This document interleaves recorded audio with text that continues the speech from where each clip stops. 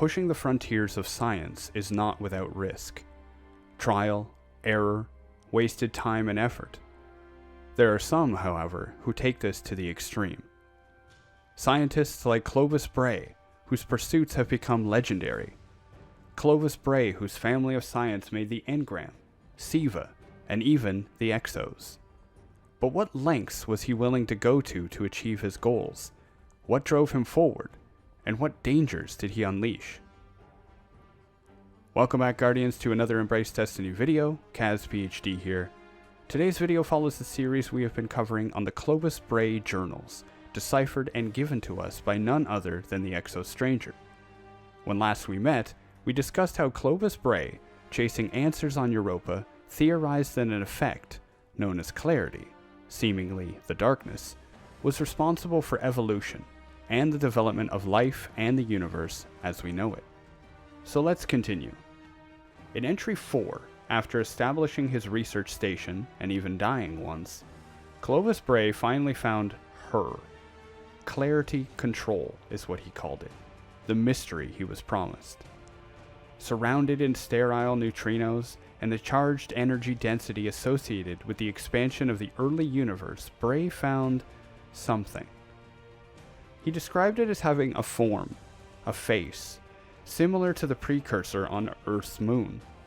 As he continued, in an almost rambling capacity, in a rather ridiculous form of misogyny, I might add, it seems that what Bray encountered matches what we have seen in the pyramid on Luna. A statue of a figure, veiled, and at its base a seed, an artifact. We know that these artifacts apparently provide a line of communication with the darkness, and it would seem that these seeds are somewhat common as the pyramids in any case, as Osiris also found one in deep space prior to the season of arrivals. Curiously, while the energy readings seem to match with those from the early universe, the surrounding ice suggested that this clarity control arrived on Europa no more than 20 years prior to Clovis's arrival. Even Bray himself posed the question as to why. Why now? And why here? In Entry 5, one of the first things Bray attempts to do is move clarity control, and it does not go well. 19 casualties, engineers from the team, were caught in a violent reaction, yet Bray continued to believe that clarity control was not malevolent. In fact, he believed that clarity control was whispering to him, calling him, ushering him closer to his goal of achieving immortality. While much of the logs show a man descending into what would justifiably deem madness, it is interesting to see that some scientific caution did remain. Bray decided to put an orbital platform over the Europa site, in case there was a need for catastrophic containment, or at least a thorough reduction of the station. This explains what we saw earlier in the Europa report to the Vanguard, the orbital platform that seemed highly capable of defending itself, but also somewhat partial to Eon series jump ships.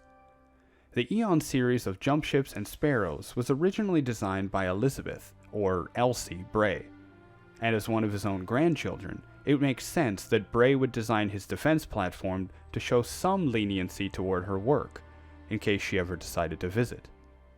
Which she eventually did. Under both threat of exposure and in an effort to limit the damage Clovis could cause, Elizabeth decided to join him on Europa. Each member of the Bray family has an extensive history, but the short version is that Elizabeth Bray was sick. They all were.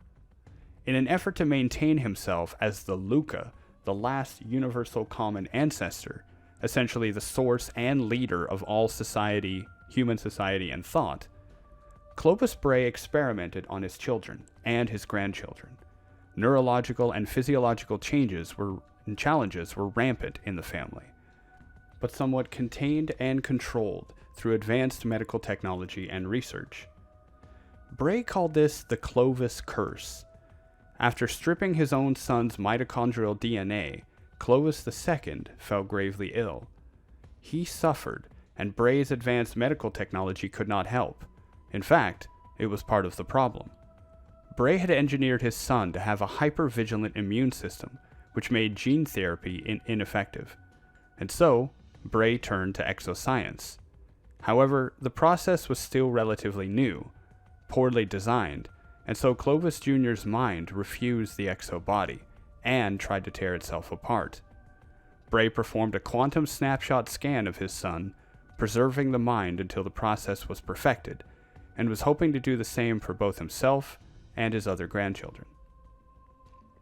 At this point in time, Exos were not as they are today. Rather than sentient beings housed in a mechanical frame, Exos were advanced AI. Bray had been trying for quite some time to perfect the process of transferring a human consciousness into an exo body, with disastrous results. First, there was the issue of billboarding. If the process of duplication and transfer of a human mind was too simple, if it missed the nuance of a person, then the result would be a flat imitation, a limited version of the person, a billboard, so to speak. Similar to pre-Golden Age Turing tests, there were ways to test the humanity of these copies, disrespectfully deemed a zombie detector. However, exominds quickly failed the zombie test. Their behavior would become repetitive, simple, looping over and over, and the mind and structure of these loops would devolve from complex social interaction to basic motor function, like constant pacing, chewing, and hurting oneself. Eventually, the exo would tear itself apart, body and mind thrashing until nothing was left. Bray recalled several horrifying episodes, such as once having what he felt was a deeply emotional conversation with a woman, only to realize she was simply a billboard, a dead person looping a particular behavior. At first, Bray thought the problem was caused by a brain not getting enough proper stimuli, like a tiger bored in its cage. Later, Bray postulated that the mind is constantly self-correcting, always updating and evolving.